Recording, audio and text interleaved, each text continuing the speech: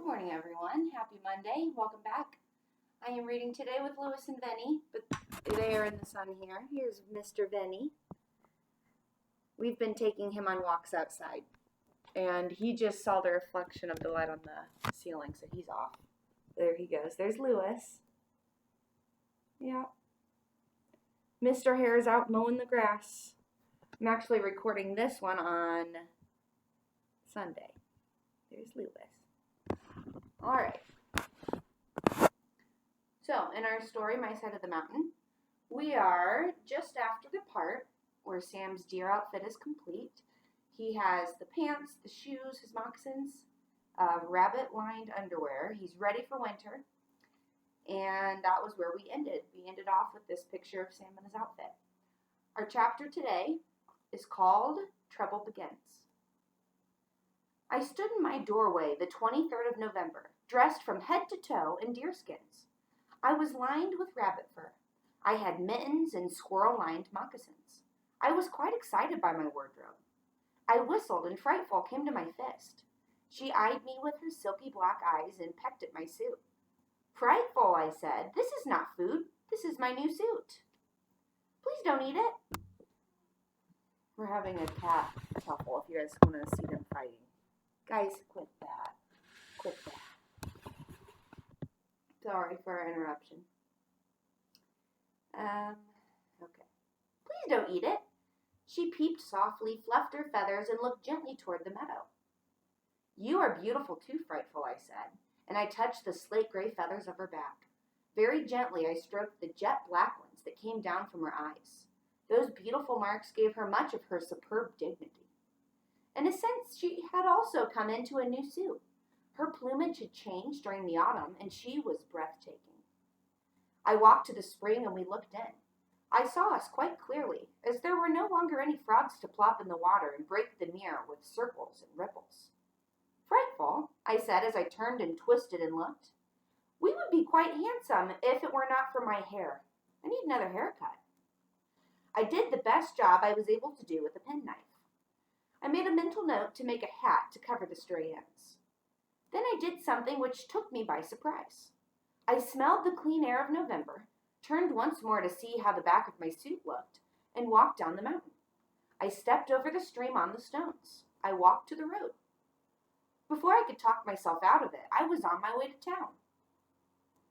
Now, if you were Sam Gribley and you'd been on the mountain alone by yourself for a long time, why would you want to go to town? That would be the question I would ask you right now, so I'll give you a minute to think.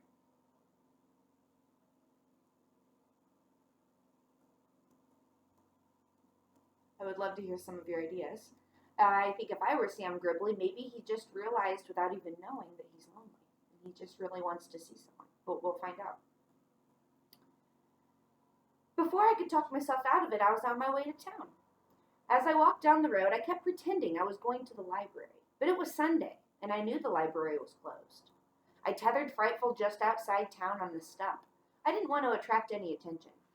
Kicking stones as I went and whistling, I walked to the main intersection of town as if I came every Sunday. I saw the drugstore and began to walk faster, for I was beginning to sense that I was not exactly what everybody saw every day. Eyes were upon me longer than they needed to be. By the time I got to the drugstore, I was running. I slipped in and went to the magazine stand. I picked up a comic book and began to read. Footsteps came toward me. Below the bottom pictures, I saw a pair of pants and saddle shoes. One shoe went tap, tap. The feet did a kind of a hop step, and I watched them walk to the other side of me. Tap, tap, tap. Again, a hop step, and the shoes and pants circled me. Then came the voice. Well, if it isn't Daniel Boone. I looked into a face about the age of my own, but a little more puppyish, I thought. I had about the same coloring, brown hair, brown eyes, a bigger nose than mine, and more ears, but a very assured face. I said, well, I grinned because it had been a long time since I had seen a young man my age. The young man didn't answer. He simply took my sleeve between his fingers and examined it closely. Did you chew it yourself? He asked. I looked at the spot he was examining and said, well, no, I pounded it on a rock there, but I did have to chew it a bit around the neck. It stuck me. We looked at each other then. I wanted to say something, but I didn't know where to begin. He picked at my sleeve again. My kid brother has one that looks more real than that thing. What do you got that on for anyway? I looked at his clothes. He had on a nice pair of gray slacks, a white shirt opened at the neck, and a leather jacket. As I looked at these things, I found my voice. Well, I'd rip anything like you have all to pieces in about a week. He didn't answer. He walked around me again. Where did you say you came from? I didn't say, but I come from a farm up that way. What'd you say your name was? Well, you called me Daniel Boone. Daniel Boone, eh?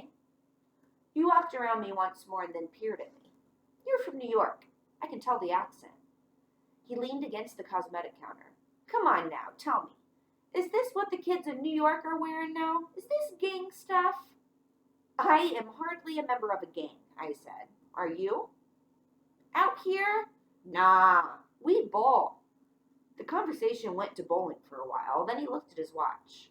I gotta go. You sure are a sight, Boone. What you doing anyway, playing cowboys and Indians? Come on up to the Gribley farm and I'll show you what I'm doing. I'm doing research. Who knows when we're all going to be blown to bits and need to know how to smoke venison.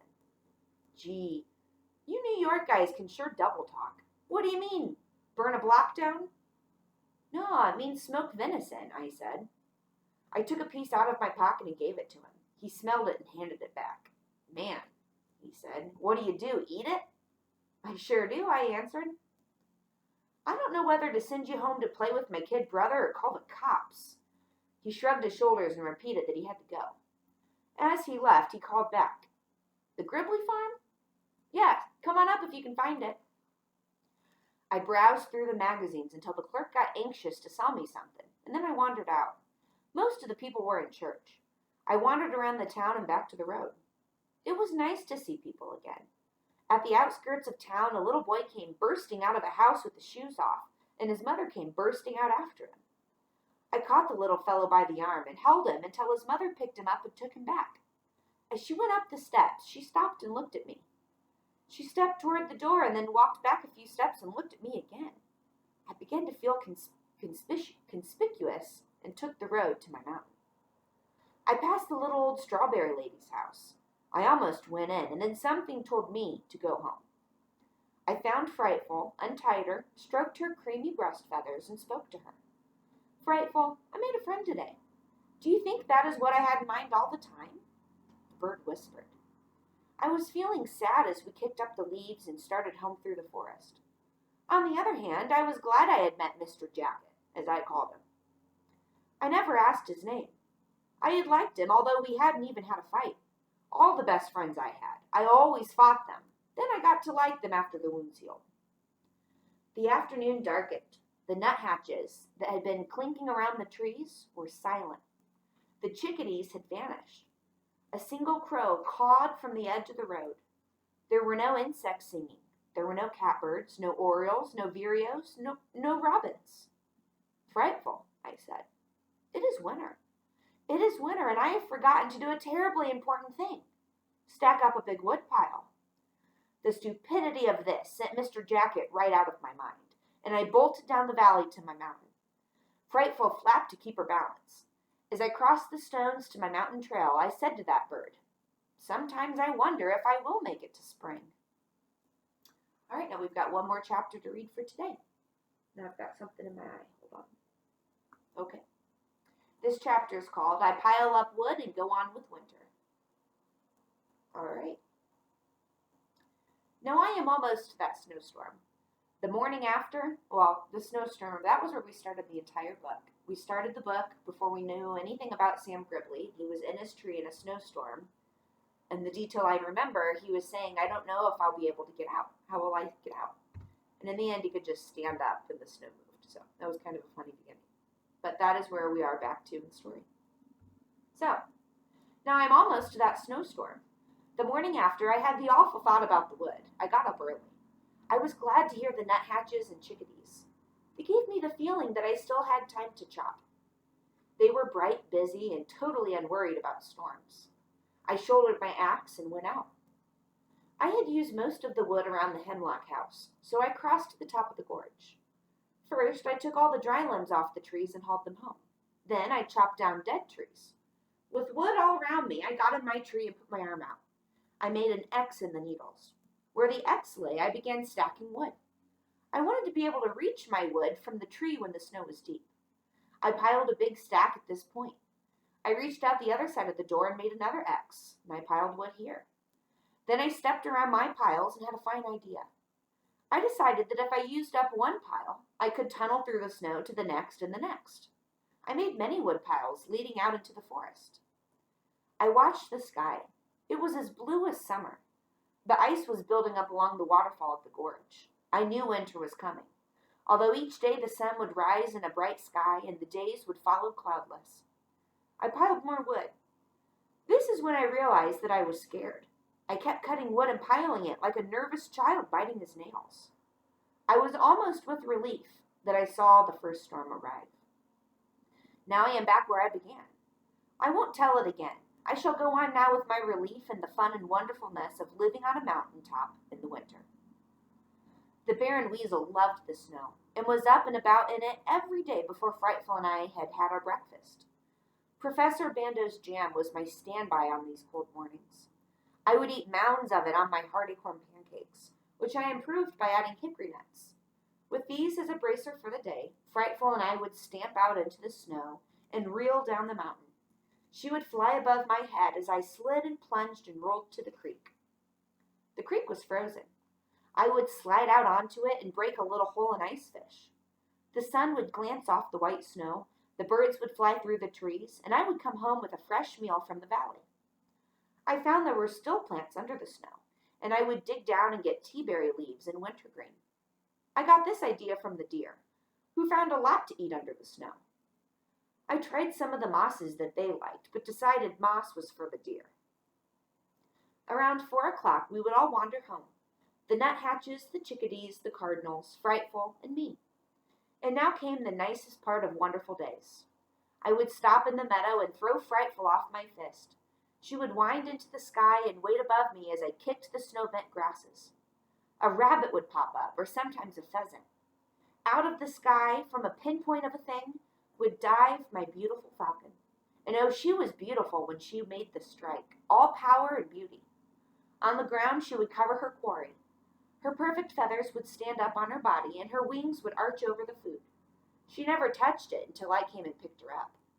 I would go home and feed her, then crawl into my tree room, light a little fire on my hearth, and Frightful and I would begin the winter evening.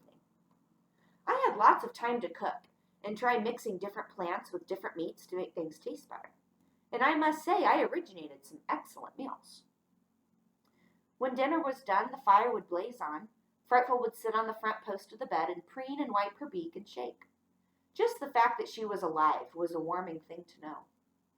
I would look at her and wonder what made a bird and a boy a boy. The forest would become silent. I would know that Bear and Weasel was about, but I would not hear him. Then I would get a piece of birch bark and write, or I would make new things out of deer hide, like a hood for Frightful.